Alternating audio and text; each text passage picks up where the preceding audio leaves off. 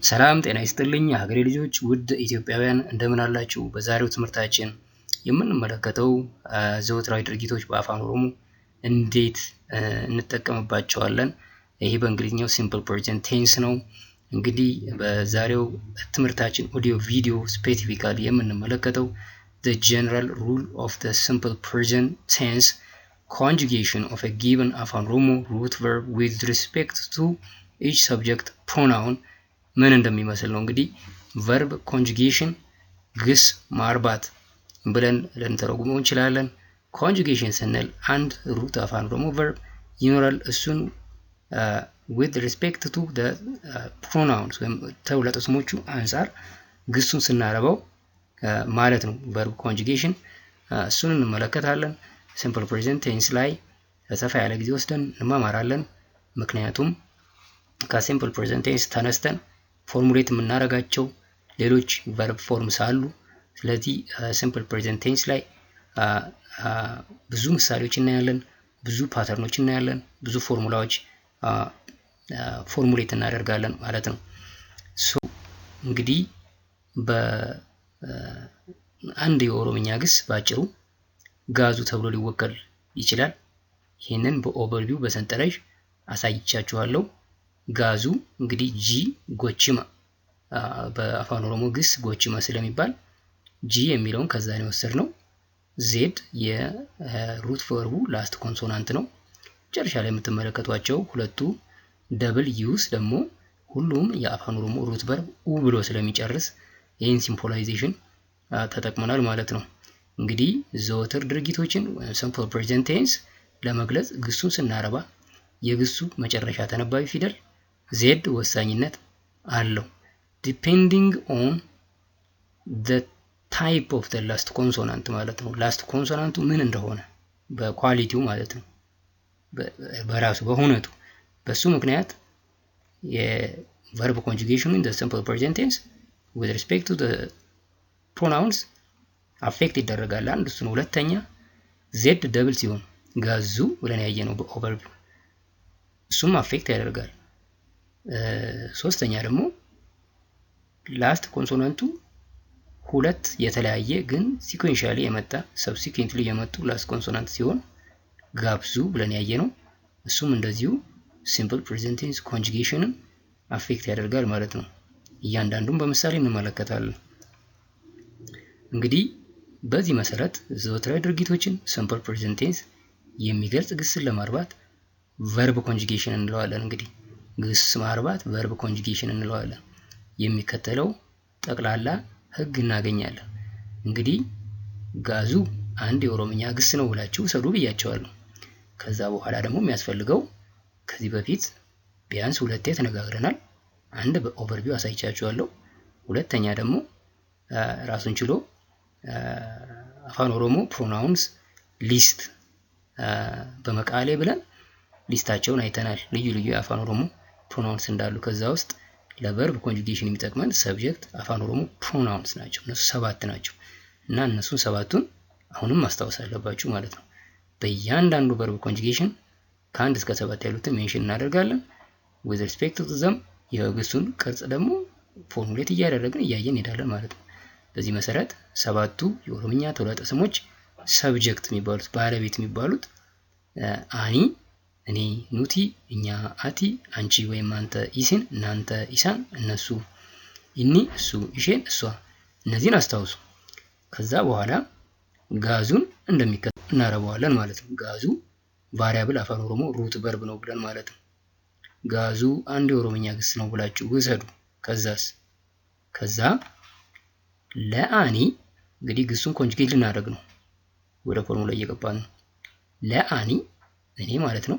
ከግሱ በፊት በቀይ የተጻፈውን ተመልከቱት። ናን የምትለዋን ታስቀምጣላችሁ ከግሱ በፊት ከጋዙ በፊት ማለት ነው። ከዛስ ለቀሪዎቹ ተውላጠ ስሞች ወይም ፕሮናውንስ ከግሱ በፊት ከጋዙ በፊት ማለት ነው ኒን እና አይ የምትለዋን ኒ ለብቻዋ ታስቀምጣላችሁ ማለት ነው። ሶስተኛ ከዛ በኋላ ከግሱ በፊት እንግዲህ ፕሪፊክሶችን አስቀምጣቸዋል። ለአኒናንን ለቀሪዎቹ ኒን ከዛ መጨረሻ ላይ ያለውን ደብል ዩስ ኡ ማለት ነው። የሩት ቨርቡን መጨረሻ ላይ ያለውን አናባቢ ኡን ለእያንዳንዱ ተውለጠ ስም ፕሮናውን እንደሚከተለው እንቀይረዋለን። ለአኒ እና ለኢኒ ኡን ወደ አ እንቀይረዋለን። ለኑቲ እኛ ማለት ነው ኡን ወደ ና እንቀይረዋለን። ለኢሲን እናንተ ማለት ነው ኡን ወደ ቱ እንቀይረዋለን። ለአቲ አንተ ወይም አንቺ ማለት ነው ኡን ወደ ታ እንቀይረዋለን። ለኢሳን እነሱ ማለት ነው ኡን ወደ ኡ እንቀይረዋለን። ወደ አንድ ኡ እንቀይረዋለን። ሁለቱን ወደ አንድ ኡ። if you like you can say cancel one u for ኢሳን ማለት ነው and leave the remaining u። ከዛ ለኢሼን እሷ ማለት ነው ኡን ወደ ቲ እንቀይራለን ማለት ነው። ከዛ በኋላ የምታገኙት እንግዲህ ፕሮናውኖቹንና ተውለጠ ስሞቹንና ግሱን ጋዙን ከአንድ ላይ ስናቀናጭ እንደሚከተለው ከ1 እስከ 7 የፕሮናውኖቹ ቁጥር ነው። ፎርሙላውን እናገኛለን ማለት ነው። ጋዙን አስገብተን አኒ ብላችሁ ከግሱ በፊት ናንን ስታስቀምጡ ናን ጋዙ ዴን መጨረሻ ላይ ያለውን ሁለቱን ኡዎች ለአኒ ወደ አ ስለምትቀይሩ ኡ ወደ አ ሲቀየር አኒ ነንጋዛ ይሆናል ማለት ነው። ለኑቲ እና ለቀሪዎቹ ፕሮናውንስ ከግሱ ከጋዙ በፊት ኒን ታስቀምጣላችሁ። አስቀመጠን አኒ ኑቲ ኒ ጋዙ ይሆናል። ግን መጨረሻ ላይ ያለውን ኡ ለኑቲ ወደ ና ስለምንቀይር ኡ ይጠፋል፣ ና እንጨምራለን። ኑቲ ኒ ጋዝና ይሆናል ማለት ነው። በተመሳሳይ ኢሲን ኒ ጋዝቱ፣ አቲ ኒ ጋዝታ፣ ኢሳን ኒ ጋዙ፣ ኢኒ ኒ ጋዛ፣ ኢሼን ኒ ጋዝቲ ይሆናል ማለት ነው። ይሄ እንግዲህ አንድ የአፋን ኦሮሞ ሩት ቨርብ ጋዙ ብለን ሲምቦላይዝ አድርገን with respect to subject አፋን ኦሮሞ pronouns ፎርሙሌት ኮንጁጌት ስናደርገው ስናረባው ግሱን በዚህ መልኩ ይሆናል ማለት ነው። ይሄ ቴምፕሌት ሆነ ማለት ነው። ስለዚህ አንድ አፋን ኦሮሞ ሩት ቨርብ ትርጉሙን አወቃችሁትም አላወቃችሁትም ታመጣላችሁ። ከዛ በኋላስ በጋዙ ፋንታ እያስገባችሁ መሄድ ነው ማለት ነው። እዚህ በቀይ የተጻፉት ኮንስታንት ነው የሚሆኑት። እንዴን ፕሮናውኖቹ ተመሳሳይ ናቸው። የሚሆነው ላስት ኮንሶናንቱ ብቻ ቫሪ ያደርጋል። እሱን እያስገባችሁ ትሄዳላችሁ ማለት ነው። ከዚህ በኋላ ይሄ አሁን ያሳየዋችሁ ፎርሙላ the general rule እንለዋለን ማለት ነው። አጠቃላይ ህግ ማለት ነው። simple present tense with respect to 7 subject አፋን ኦሮሞ pronouns conjugate ስናደርግ የምንከተለው ህግ ነው። the general rule እንለዋለን ማለት ነው። general rule ስላችሁ ይሄንን ነው የምታስታውሱት። ምሳሌ እንመልከት። ምሳሌ ስንመለከት ዋሙ የሚለው የአፋን ኦሮሞ ሩት ቨርብ እንውሰድ። ዋሙ በአፋን ኦሮሞ መጥራት ማለት ነው። ቱ ኮል እንግዲህ ዋሙ ጋዙ የሚለው ምሳሌ ነው ማለት ነው። እንደምትመለከቱት በሰማያዊ የተጻፈው ዜድን ይወክላል፣ ዛ ማለት ነው። ሲንግል ኮንሶናንት ላስት ኮንሶናንት ነው። በቀይ የተጻፉት ሁለቱ ኡዎች ደግሞ ሁሉም የአፋን ኦሮሞ ሩት ቨርብ ኡ ብሎ ይጨርሳል ባልነው መሰረት ላስት ቫውልስ ኦፍ the verb ዋሙ ኡ ነው ማለት ነው።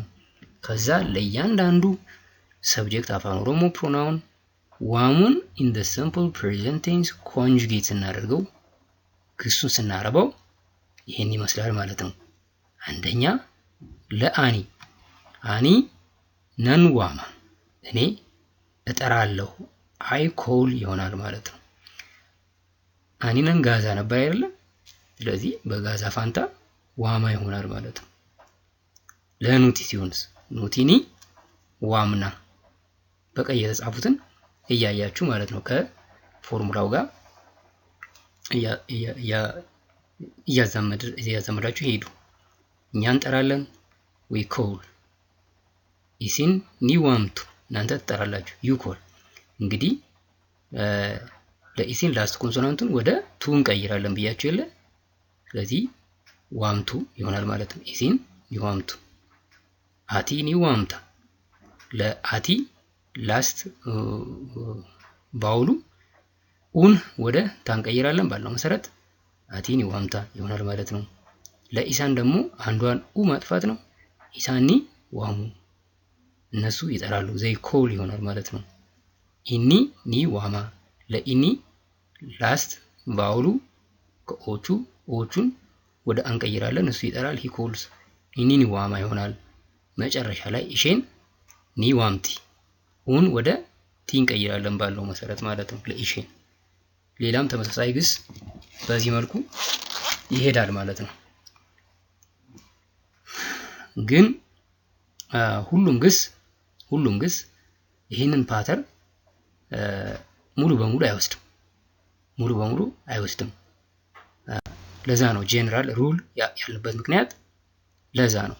አጠቃላይ ነው እንጂ ሁሉም የአፋን ኦሮሞ ግሶች በጄነራል ሩሉ ሲምፕል ፕሬዘንት ቴንስ ላይ ኮንጁጌት አይደረጉም። በዚህ ምክንያት ጄነራል ሩሉን አዘ ሪፈረንስ ወስደን የአፋን ኦሮሞ ግሶችን በአራት እንከፍላቸዋለን ማለት ነው።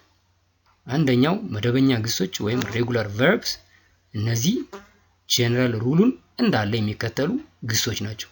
እነዚህ ግሶች የትኞቹ ግሶች ናቸው? መቼ ምን አይነት ግሶች ናቸው ሬጉላር ቨርብ የሚባሉት የሚለው በተከታታይ ትምህርቶች እንመለከታለን። ከነዚህ ግሶች መካከል ለምሳሌ ለዋሙ ጄነራል ሩሉን ቀጥታ ስለተጠቀምን ዋሙ የሬጉላር ቨርብስ ወይም መደበኛ ግሶች ምሳሌ ነው ማለት ነው። ሴሚ ሬጉላር ቨርብስ ወይም ግማሽ መደበኛ ግሶች የምንላቸው አሉ። ሌላው ኢ መደበኛ ወይም ኢሬጉላር ግሶች ብለን የምንከፍላቸው ይኖራሉ። ሌላው ደግሞ መጨረሻ ስፔሻል ወይም ልዩ ግሶች የምንላቸው ግሶች ይኖራሉ። እንግዲህ ይሄ ለኛ ዲስከሽን እንዲመቸን የግሶቹን ፓተርን ካጠናው በኋላ የደረስኩበት ክላሲፊኬሽን ወይም የአመዳደብ ስርዓት ነው።